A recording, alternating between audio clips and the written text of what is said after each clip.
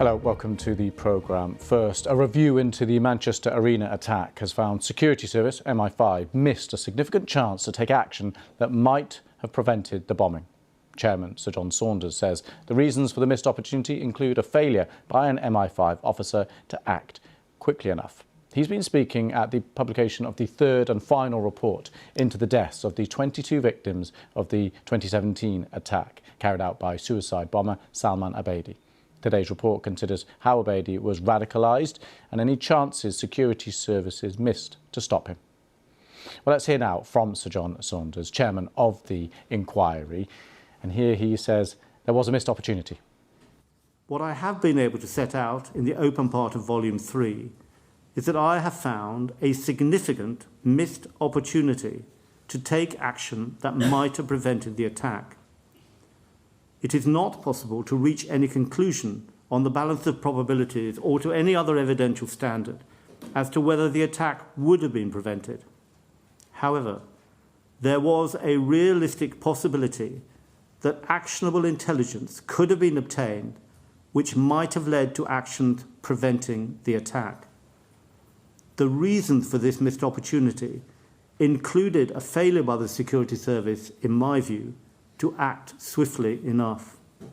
Well, Sir John also highlighted that Salman Abedi's background was a contributing factor to his radicalisation.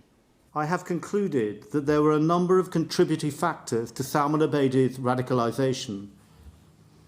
His family background and his parents' extremist views, along with their participation in the struggle in Libya, played a significant part. That struggle involved people who were radical, violent extremists. During the time Salman Abedi and Hashim Abedi spent in Libya, during which they were probably involved in fighting, they are likely to have come into contact with a number of violent extremists. It is likely that those extremists, including members of the Islamic State, who would be in a position to provide the brothers with expertise in making of bombs and in carrying out counter-surveillance measures. So they were some of the main findings at the end of this inquiry. Let's get a bit of reaction to that now. Richard Scorer was a lawyer for 11 of the victims' families. Let's take a listen. Today's report has been deeply painful to read, but also eye-opening. On the issue of the preventability of this attack, inevitably, the report provides less information than we would have wanted. But it is now very clear that there was a failure to properly assess key intelligence about Salman Abedi, a failure to put it into proper context, and, most catastrophic of all, a delay in acting on it. As a result of these failures, at the very least, a real possibility of preventing this attack was lost. And also speaking outside court was Caroline Curry, the mother of one of the victims, Liam Curry. And she said forgiveness will never be an option. We will spend the rest of our lives trying to protect our boys. Because as we found out through this process, once you leave the safety of your home, you are on your own. So many people being paid that night to protect our kids, and yet so many failed in their duties.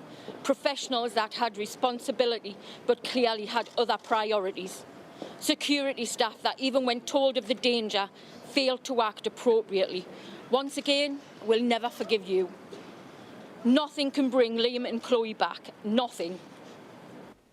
Well, our correspondent Danny Savage was listening to the reaction from the families there, and he said they were likely to be satisfied with the thoroughness of the inquiry.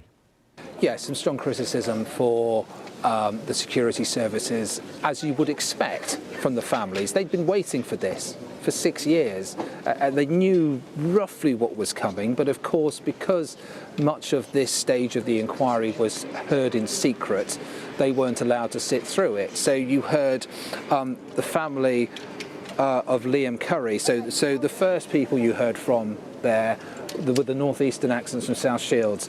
That was Caroline Curry, who was the mum of Liam Curry, and she was there with the parents of Chloe Rutherford. Now, Liam and Chloe were a couple, a young couple who were at the concert that night. Liam was 19, Chloe was 17.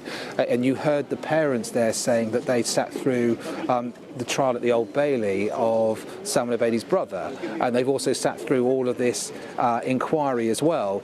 But what they weren't allowed to sit through, and none of them were allowed to sit through, was the evidence from the security services, which was heard here in secret, if you like.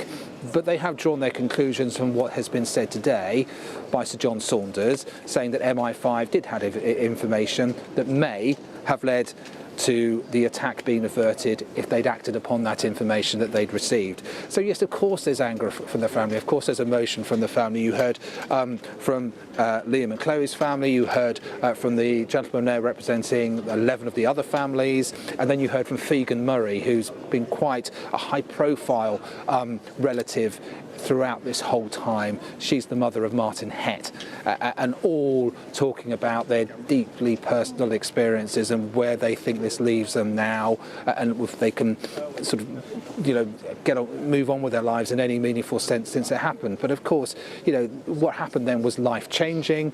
This has come to a final stage now, the final part of the inquiry, but for lots of those families there are still questions unanswered. There's still more information they want, and they will still keep asking those questions, Lewis. But yeah, I think, you know, that you notice that they pay tribute to everybody who took part in the inquiry, and I think there is a feeling that Sir John Saunders has carried out a very thorough review of what happened, and they're very grateful to him for doing that.